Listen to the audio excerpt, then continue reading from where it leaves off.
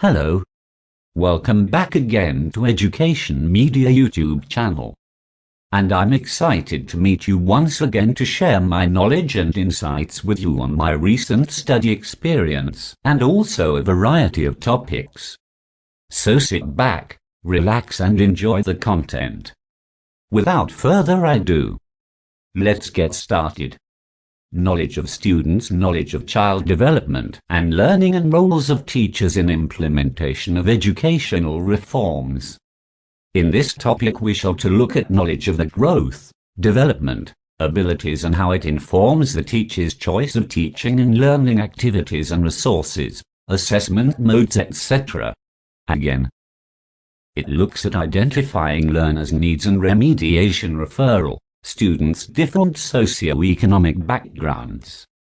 By the end of this discussion, you should be able to, without referring to study material, A. Apply knowledge of the growth, development, abilities and how it informs the teacher's choice of teaching and learning activities and resources, assessment modes, etc. B. Identify learners' needs and remediation referral. C. Understand students' different socio-economic backgrounds. D. Apply the roles of teachers in implementation of educational reforms. Knowledge of growth and development explained. Education is not only a process and a product of growing, it means growing. It aims at the fullest possible realization of all potentials of children. This implies that teachers and parents must know what children are capable of and what potentials they possess. Equipped with this knowledge, they should provide suitable opportunities and favorable environmental facilities which are conducive to the maximum growth of children. Apart from these opportunities, it is necessary that their attitudes are helpful, encouraging and sympathetic. School programmers, procedures and practices should be adjusted to the growth and maturational levels of children, bearing in mind the individual variations in rate of growth. Knowledge of growth and development explained. Cont.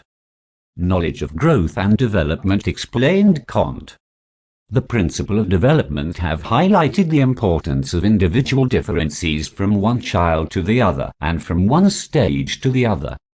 This fact justifies the provision of diversified courses for the development of specific talents, abilities and interests, and a rich and varied program of co-curricular activities.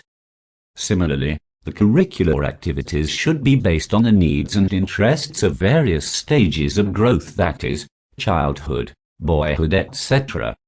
Each stage of growth has its responsibilities, possibilities and limitations.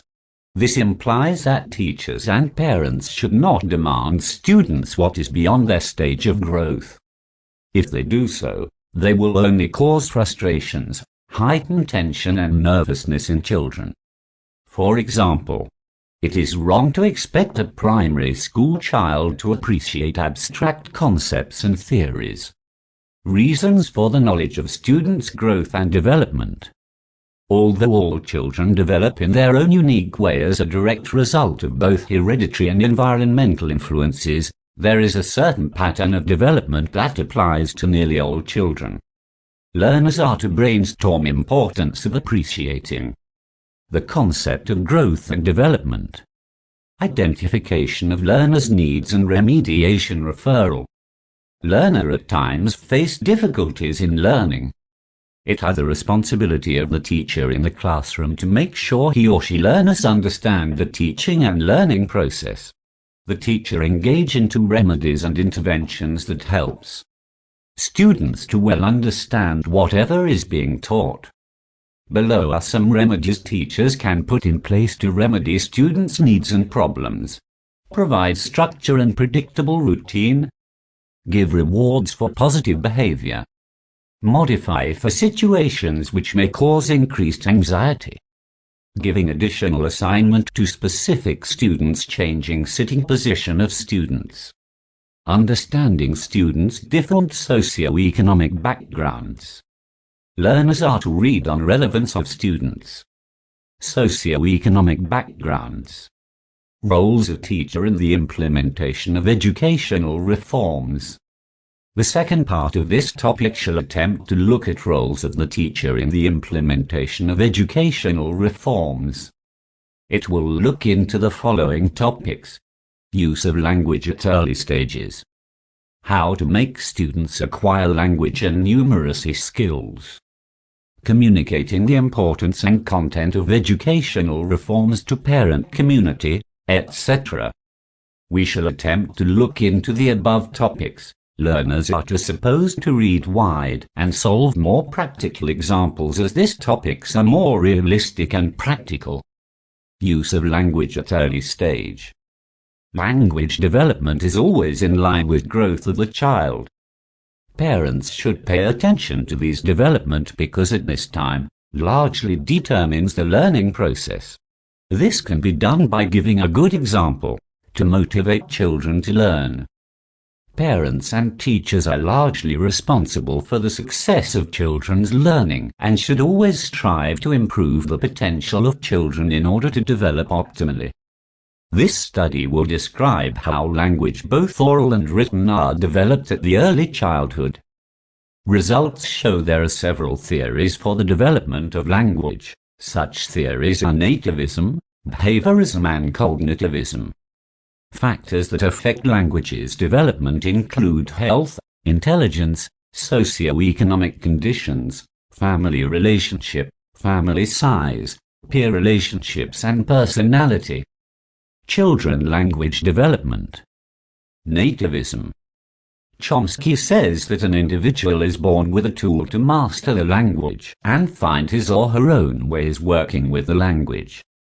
In learning the language, people have an innate ability to detect grammatical category for specific language such as phonology, syntax and semantic. The nativism argues that the language was too complex and cumbersome, making it impossible to be learned in a short time through methods such as impersonation. This tool is a gift that has been biologically programmed to specify the items that may be of a grammar. Nativist believes that the ability to speak is influenced by the maturity of the brain along with the growth of children. How it was criticized that with regard to the fact that children learn from the environment and have the ability to change the language if the environment changes. Behaviorism. According to the behaviorists, ability to speak and understand the language of children obtains through stimulation from the environment. Children, as passive recipients of environmental pressures, have no active role in the process of development of verbal behavior. The behaviorist not only does not recognize the active role of the child in the language acquisition process, but also does not recognize the maturity of the child. According to the behaviorists, ability to speak and understand the language of children obtains through stimulation from the environment. Children, as passive recipients of environmental pressures, have no active role in the process of development of verbal behavior. The behaviorist not only does not recognize the active role of the child in the language acquisition process, but also does not recognize the maturity of the child. Cognitivism. According to Jean Piaget, thought is a prerequisite to speak, continues to grow progressively and occur at every stage of development as a result of the experience and reasoning. Children's development in general and at early language is closely related to a variety of children's activities, attractions and events they experience and touch, hear, see, feel, and smell. According to Jean Piaget, thought is a prerequisite to speak, continues to grow progressively and occur at every stage of development as a result of the experience and reasoning. Children's development in general and at early language is closely related to a variety of children's activities, attractions and events they experience and touch, hear, see, feel, and smell. Language development periods. Language development of children is divided in 3 periods, as follows. Prelingual period. At this period, children cannot pronounce spoken language as spoken of adults, in the sense of not following the rules of the applicable language. In this period the child has a language of its own, such as babbling instead of communication with others. For example, baba, mama, tata, which may be a reaction to a particular situation or a particular person, as a symbol for the beginning of a mental process maturity at the age of 9–10 months. Early lingual period. In this period, children began to speak the first words, though not yet complete. For example, a kit, ajai, itwit, ate. At this time some combination of letters is still difficult to say, and few letters still difficult to pronounce, like R, S, K, J, and T. Language development periods. Differentiation period. In this period children's skills in organizing the differentiation of words and sentences are more appropriate. Broadly, the general characteristics of language development in this period are as follows. A phonological development may be said to have ended. There may still be difficulty in pronouncing pluralistic and complex consonants. B. Vocabulary gradually began to grow. Nouns and verbs are more differentiated in its use. It is characterized by the use of prepositions, pronouns and auxiliary verbs. C. Language for communication functions properly, really starts to work. Children want to share their perception and experience of the outside world to other people, by providing feedback, ask, order, tell and others. D. Start the development of morphology, characterized by the emergence of a plural word, change the suffix, change verbs, and others. Stages in language learning. English teaching is done in stages. Similarly, learning Indonesian children do not directly speak, read and write simultaneously. Before they could speak Bahasa, they should listen first. If they never hear it, they will have difficulty in speaking. That's why deaf children usually also automatically mute, because they could not hear, so they cannot imitate. In conclusion, the essence of learning any language is the same. Here are the stages of learning English for children. Listening. In addition to hear us talking, children can also be heard from the way of a storybook was read in English, chanting simple, or watch a DVD or a video in English. But for the beginning, as educators, we must choose words are few and simple. Speaking. Once the child is often heard in English, children can be encouraged to speak in simple sentences. For example, by applying time of 30 minutes a day for a family to speak in English. Like the newly aged children start talking, children also start talking in English, although with one word, like book. When they saw their brother brings a book, then develop into short sentences like, he brings books. Stages in language learning. Reading. There are two common methods in teaching children to learn to read in English, that is the whole language approach and phonic. The whole language approach is a method of learning to read by making the language as one inseparable unity. Reading should also be in accordance with the context. This method is more emphasis on the meaning of a word. For example, when seeing the word cat, children immediately told that it read kit, and it means the cat. Normally children learn to read by the system of remember words that have been mentioned. The advantages of this method is makes children faster to read, but will have difficulty when it came to writing the long words. B. Phonic is a method of learning to read through the letters with how to spell one by one. Say cat means spelled KT and read kit. Each word is broken down into letters. Because children learn through a spell, then requires a longer time to be read. But access easier when children have to write down the words they heard. To facilitate children's learning and reading, we as educators should choose books appropriate to their level. For example, children who are just starting to read, as educators we choose books that consist of only one word. Suppose the first page there is a picture of apples and underneath the words "This is apple." After that could be tried with other words. Suppose I like banana. Children can create their own books like it or get it through reading A to Z. Stages in language learning: writing. This is the most difficult stages of learning English because there are many rules that must be obeyed. Most of Indonesian people would have difficulty in speaking English. Actually, it is not because they cannot, but because of fear of being wrong. Yet even though we mispronounce the formation of several sentences or one-word language interlocutors, we certainly understand. But that's not writing. When we do a lot of grammatical errors and spelling, other people who read do not understand what we write. Writing is relatively difficult. That is why it is placed as the final stage. As educators, we should not rush to teach grammar or writing. What if the child has not mastered the 3 previous stages? Children language learning methods for early childhood. TPR method.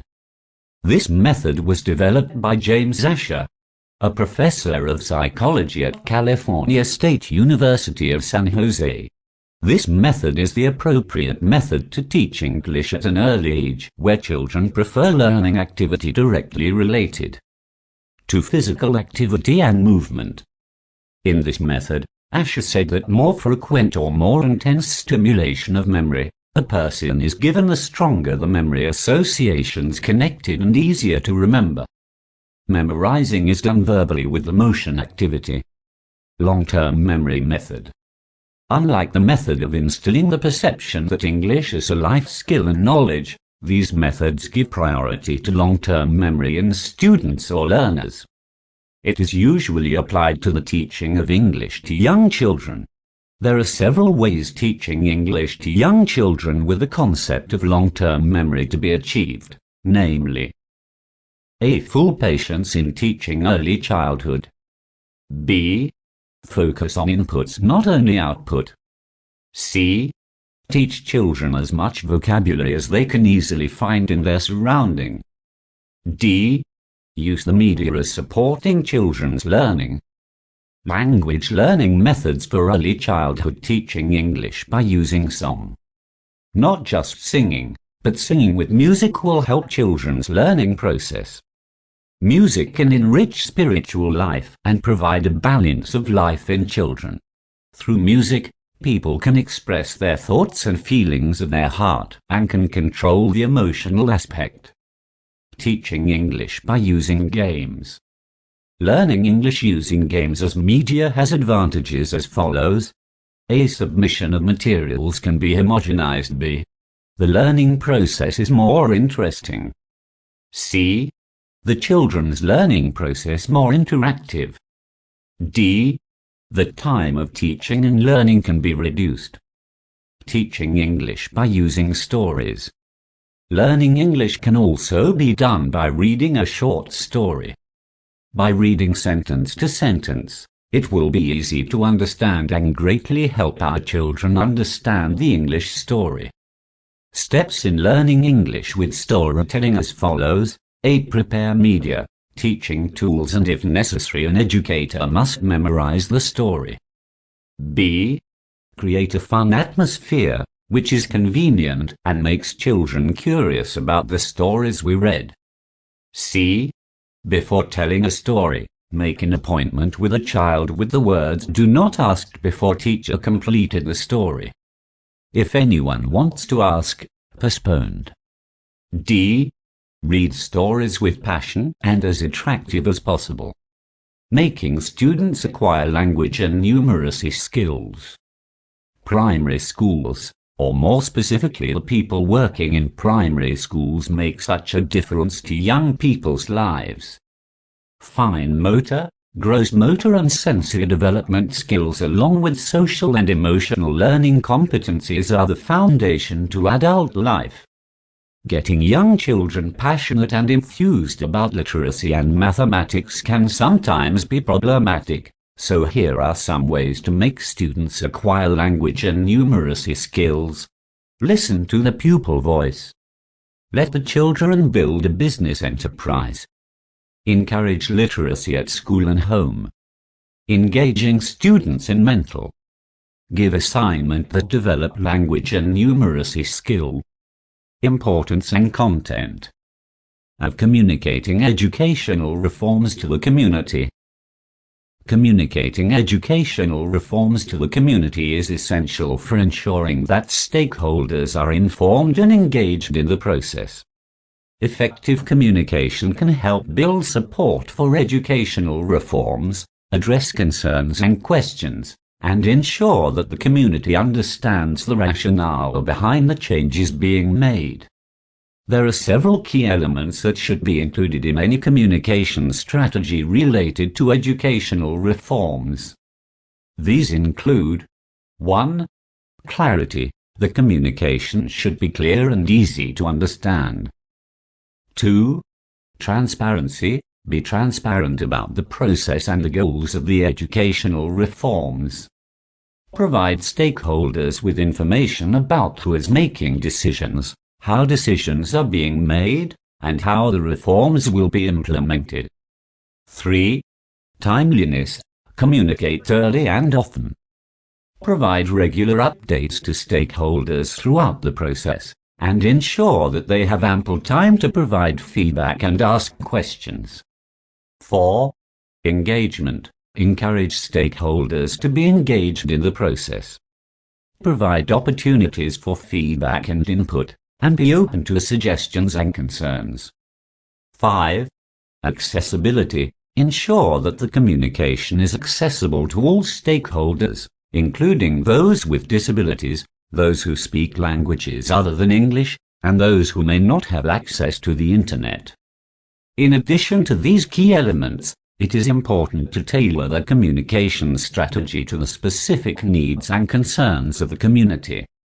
This may involve using different methods of communication, such as town hall meetings, social media, or newsletters, depending on the preferences of the stakeholders. Overall, effective communication is critical for ensuring that educational reforms are successful. By engaging stakeholders and providing clear, transparent information, educators and policymakers can build support for reforms and ensure that they are implemented in a way that benefits the entire community. Conclusion. Learners are supposed to make sure they apprehend the following before moving to the next topic. A. Apply knowledge of the growth, development, abilities and how it informs the teacher's choice of teaching and learning activities and resources, assessment modes, etc. B. Identify learners' needs and remediation referral. C. Understand students' different socio-economic backgrounds. D. Apply the roles of teachers in implementation of educational reforms. Thank you for making it to this far in today's episode of content. I hope you found it informative and engaging. If you enjoyed this video, please consider subscribing to my channel and leaving a comment below to let me know what topics you would like to see covered in future videos. As always, your feedback is greatly appreciated. Stay tuned for more content, and I'll see you in the next video. Bye for now.